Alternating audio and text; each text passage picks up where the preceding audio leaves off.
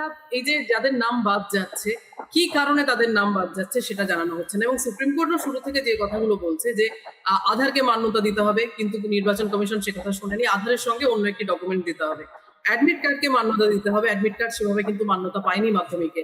এরপর লিস্ট টাঙাতে হবে, বুথে বুথে লিস্ট টাঙিয়ে জানাতে হবে সাপ্লিমেন্টারি লিস্টে কাদের নাম এলো কাদের নাম বাদ গেল। এর কোনোটাই কিন্তু মানা হচ্ছে না। সুপ্রিম কোর্ট এগুলো দেখছে, নির্বাচন কমিশন এগুলো করছে। এরপর মানুষের ক্ষোভ এবং গতকালকের ঘটনা আপনি কিভাবে দেখছেন, কি বলবেন, এবং সুপ্রিম কোর্টের অবজারভেশন গুলো? আমি দুটো ভাগে বলছি। আমি হচ্ছে যে আলোচনা হলো সেটার বেসিসে আমার কতগুলো প্রশ্ন আছে। যেটা হচ্ছে যে ধরুন শুধুমাত্র যে স্বরাষ্ট্রমন্ত্রী বলছেন বা কেউ বলে দিচ্ছেন এমন তো নয়, আমরা প্রবাহ দেখি একেবারে সেই 2019-এর আসামের এনআরসি থেকে শুরু করে যে যাদের এনআরসি লিস্টে নাম ছিল না তাদের পরিণতি আমরা দেখি। এবং তারপরে যে মানে 19 লক্ষ মানুষকে ঝুলিয়ে দেওয়া হলো, সেই তাদেরকে রিজেকশন স্লিপ দেওয়া হলো না, তাদের যে অবস্থাটা দেওয়া হলো সেই অবস্থাটাও দেখেছি। এবং তারপরে কতগুলো ঘটনা ঘটেছে। এক হচ্ছে যে আমার কাছে এটা খুব গুরুত্বপূর্ণ, সেটা হলো যে 2023-এর 12ই ডিসেম্বর গুয়াহাটি হাইকোর্ট একটা রায় দেয়। সেই রায়ে পরিষ্কার ছিল যে ভারত সরকার তার মানে নাগরিকদের প্রতি দায়বদ্ধ, যারা নাগরিক নয় তাদের প্রতি দায়বদ্ধ নয়। এবং সেই নাগরিক এবং বেনাগরিকদের অধিকারের মানে ইয়েটা কতটুকু থাকবে সেটাও কিন্তু তারা বেঁধে দিয়েছিলেন। তারা পরিষ্কার বলে দিয়েছিলেন যে বেনাগরিক যারা, তারা কোন রকম কিছুর অধিকারী থাকবেন না, তাদের স্থাবর অস্থাবর সম্পত্তির প্রতি কোনো তাদের অধিকার থাকবে না। তারা ওয়ার্ক পারমিট শুধু পাবেন, অথচ কোনো সরকারি সুবিধা তারা পাবেন না, যে এডুকেশন হোক, স্বাস্থ্য হোক, যা কিছু হোক পাবেন না। এই যে মানে ভয়াবহ একটা মানে 2023-এর রায়টাই রীতিমতো আমাদের কাঁপিয়ে দিয়েছে। এবং তারপরে আজকে ধরুন স্বরাষ্ট্রমন্ত্রী বলছেন যে আমরা ধরে ধরে দেশের বাইরে করে দেবো বেনাগরিকদের। এটা আমরা চোখে দেখলাম তো এপ্রিলের পরে, এপ্রিল মাসে এই 2025-এর এপ্রিলে একটা আইন বেরোলো, সেটা হচ্ছে ইমিগ্রেশন অ্যান্ড ফরেনার্স অ্যাক্ট। যে আইনের বলে একজন কনস্টেবল লেভেলের একজন পুলিশ অফিসার তিনি যে কাউকে সন্দেহের বশে কাউকে বাংলাদেশি বলে দিচ্ছেন এবং তাকে তুলে নিয়ে যেতে পারছেন। এবং এসআই র্যাঙ্কের একজন অফিসার, তাকে ক্ষমতা দেওয়া হলো কোর্টকে বাইপাস করে, তাকে কোর্টে প্রডিউস করতে হচ্ছে না, কোর্টকে বাইপাস করে তিনি এসআই লেভেলের যে অফিসার তিনি তাকে ডিপোর্ট করার নির্দেশ দিতে পারছেন। এবং সেইটাকে কার্যকরী করে আমরা দেখলাম প্রচুর মানুষকে বাংলাদেশি বলে কাউকে বঙ্গোপসাগরের মাঝখানে ছেড়ে দেওয়া হলো, কাউকে বাঘের দ্বীপে ছেড়ে দিয়ে আসা হলো, কাউকে পেল অর্ডারে করে নোম্যান্স ল্যান্ডে ফেলে দিয়ে আসা হলো, এবং তাদের ওপর অত্যাচার ঘটলো। এগুলো আমরা পরের পর কয়েক মাস দেখলাম। মানুষ রাস্তায় ভয় পেত যে তাদেরকে বাংলায় কথা বললেই তাদেরকে বাংলাদেশি বলা হচ্ছে। ভিন রাজ্যগুলো, বিশেষ করে বিজেপি শাসিত রাজ্যগুলোতে এটা আমরা ভয়াবহ ভাবে দেখলাম। তাহলে এই যে এগুলো তো আমরা দেখলাম যে ঘটলো, তার মানে এমন নয় যে আমাদের আতঙ্কিত হওয়ার কোনো কারণ নেই যে সুপ্রিম কোর্ট কালকে, আমার কাছে এটা খুব পরিষ্কার নয় যে সুপ্রিম কোর্ট কিসের বেসিসে এটা বলছেন। কারণ আমরা এসআইআর এর যে দ্বিতীয় পাতাটা দেখেছি, এসআইআর এর যে পাতাটা আমরা ফিল আপ করলাম, তাছাড়াও একটা এক্সট্রা পাতা ছিল যেখানে 2003-এর যে সংশোধনী, নাগরিকত্ব আইনের যে সংশোধনী, তার প্রতিটা শর্তকে মানা হয়েছে এবং সেটা সেখানে লেখা ছিল। সেই পাতাটা কিন্তু পাবলিককে দেওয়া হয়নি, সকলকে দেওয়া হয়নি, কেউ চেয়ে নিয়েছেন পেয়েছেন, বাকিরা পাননি।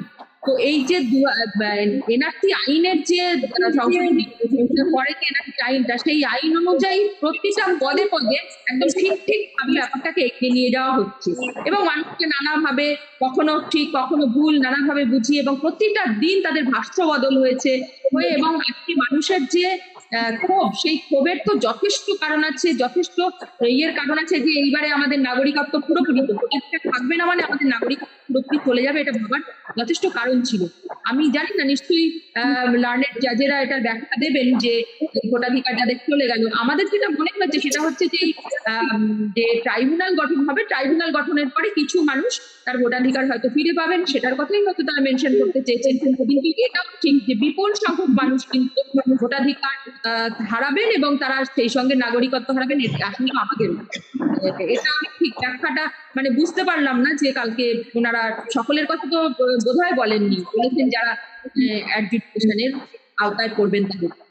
এটা হচ্ছে প্রথম পার্ট। আর দ্বিতীয় পার্ট যেটা আপনি প্রশ্ন করলেন আমাকে, সেটা বিষয়ে আমার যেটা বক্তব্য যে তসলিমা নাসরিন একবার একটা লেখায় লিখেছিলেন, মানে আমি পড়েছিলাম যে তার ভাইয়ের কথা লিখেছিলেন যে সে ভাইয়ের স্বভাব ছিল যে পোকা দেখলেই মেরে ফেলত।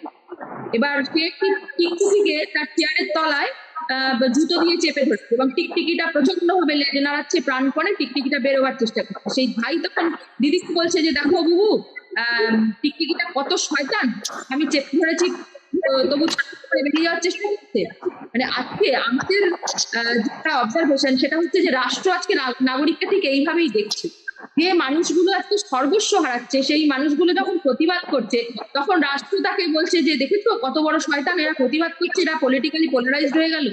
মানুষ প্রতিবাদ করবে না, তার সব চলে গেলে সে বলবে না, প্রতিবাদ করবে না, এটাই তো স্বাভাবিক, মানে অনিবার্য ঘটনা যে মানে কোনো রাজনৈতিক দল তাদের হয়ে প্রতিবাদ করেনি, কেউ তাদের পাশে দাঁড়ায়নি, নানা রকম স্টোপ দিয়েছে বিভিন্ন রাজনৈতিক দল, কিন্তু কার্যক্ষেত্রে দেখা যাচ্ছে যে তারা এসআইআর থেকে এনআরসি প্রতিটা পদে পদে করিয়ে দিয়েছে, সমস্ত জায়গায় কিন্তু দায়িত্ব অস্বীকার করেছে।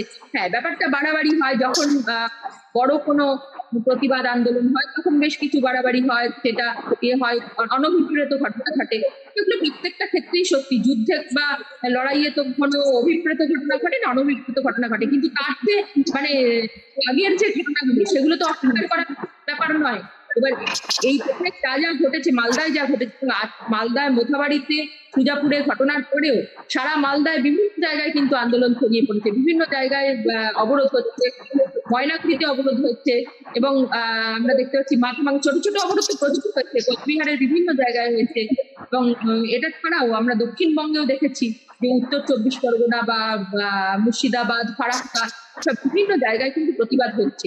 এটা কিন্তু একদম অনিবার্য, মানুষের যদি এভাবে তার সমস্ত অধিকারকে কেড়ে নেওয়ার কোনো চেষ্টা করা হয়, তারা অধিকার চাওয়ার জন্য তো প্রতিবাদ করবে, এটাই তো